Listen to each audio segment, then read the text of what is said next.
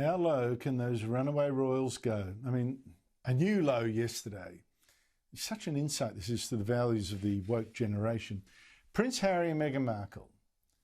There they were betraying a private phone call from Harry's father, Prince Charles, and it seems to me using it to bash him. Now here's the background. Harry and his wife have fled Britain to earn big money in America and run a charity that seems to, well, claims to be anyway, about compassion in action. That's its slogan, compassion to action. Now, I'm not seeing much compassion in action for Meghan Markle's father or sister, for instance, so they've been cut off. Nor do I see much compassion in action for Prince Harry's father or brother or the rest of the royal family. In fact, last week, Harry and Meghan trashed them in their interview with Oprah Winfrey. Harry said his father had let him down, wasn't compassionate enough. There's a lot to work through there. You know, I feel really let down because he's been through something similar. He knows what pain feels like. And Archie's his grandson. But at the same time, you know, of course I will always love him. But there's a lot of hurt that's happened. Meghan Markle, meanwhile, accused her sister-in-law Kate, Prince William's wife, of making her cry. And both of them then, as if this wasn't enough, accused someone in the family. We don't know, Harry's father, Prince Charles maybe, or William, Kate, of being racist, falsely suggesting that this was why their son was not made a prince. Why do you think that is? Do you think it's because of his race? And I know that's a loaded question, but I can give you an honest answer. In those months when I was pregnant, all around this same time, so we have in tandem the conversation of he won't be given security, he's not going to be given a title, and also concerns and conversations about how dark his skin might be when he's born. I mean, how deceitful. I mean, her son isn't a prince because he's a great-grandson of the monarch. When the Queen dies, he'll be a prince. Nothing to do with race. It's about keeping the hangers-on to sort of manageable proportions. Now, despite all those public insults and those smears and those untruths, both Prince Charles and Prince William have talked on the phone to Harry. That's big of them. And this is how they were rewarded, with a leak to TV presenter GAYLE King, a close friend of Oprah Winfrey. It's true. Harry has talked to his brother, and he has talked to his father, too. The word I was given was that those conversations were not productive. So Prince Charles reaches out privately to his son, gets smacked around publicly as a result. William, too. But King wasn't finished. I think it's frustrating for them to see that it's a racial conversation about the royal family when all they wanted all along was for the royals to intervene and tell the press to stop with the unfair, inaccurate, false stories that definitely have a racial slant. I can't believe that. That's incredible. Joining us to the panel, PRUE McQueen is a public relations guru and a commentator, and Federal Liberal Vice President Teena McQueen. Teena, how can King say that Harry and Meghan are frustrated to see that there's now a racial conversation about the royal family when they themselves started it, and dishonestly? Oh, it's just disgraceful. I mean, it's all about Meghan. I don't think she'll be happy until she brings down the royal family. Andrew, it's just shocking. And to watch that interview and see Harry, you know, distraught because he was cut off financially at 37. I mean, the whole thing, I think it's really dismissed in London. I think it's sadly getting a little traction in the States. But I think when Meghan lands a big movie role, she'll soon forget about the royal family and probably Harry. She's a nightmare.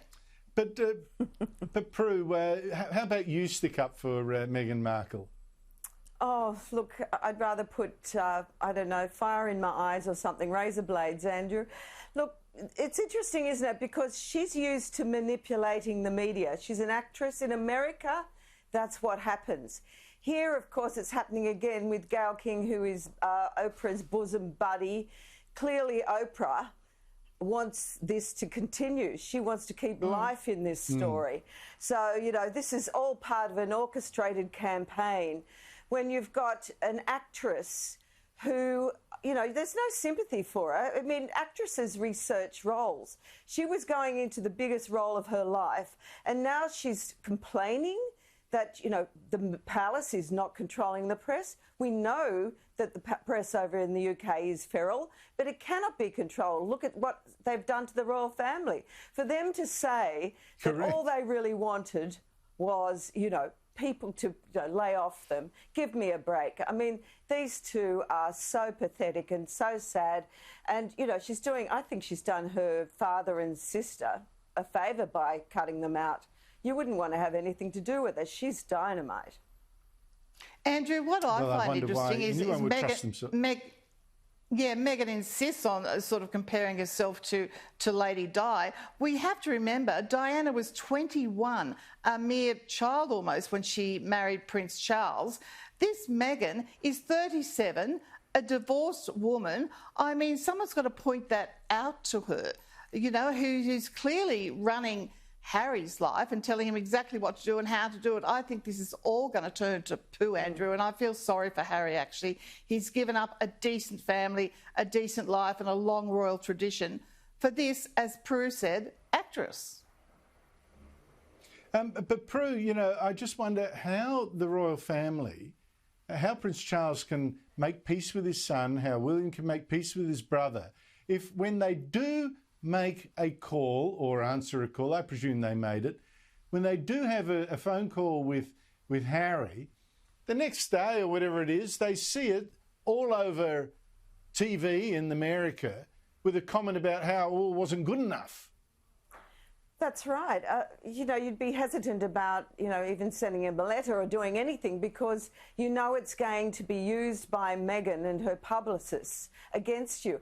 I mean, it's really quite sad because Harry is really quite a pathetic, sad figure now. He's damaged goods. We knew that as a young boy going through the trauma that he did, and clearly he didn't get the help and support that he needed then. She is dragging him through the nose and through the gutter.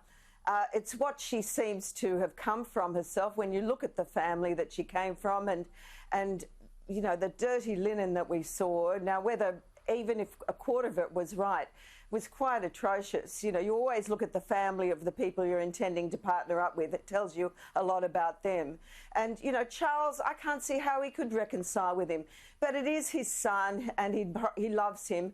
I think it's watching a train wreck. You know, he sees his son caught up by this manipulative woman and, you know, he's trapped and, you know, he wants to be trapped by her because he's clearly besotted. He's got this family now that, you know, clearly he needs. But it's really quite tragic. I just can't see how the reconciliation is going to be more than a very cursory one, if at all. Yeah, but Teena, I'm just wondering whether Prue's being a little unfair in, you know, blaming Meghan Markle entirely. I mean, I do happen to think she's a bit of a Lady Macbeth figure. But that said, Harry himself is 36. I mean, what kind of weak person does this to his own father? I mean, for heaven's sake.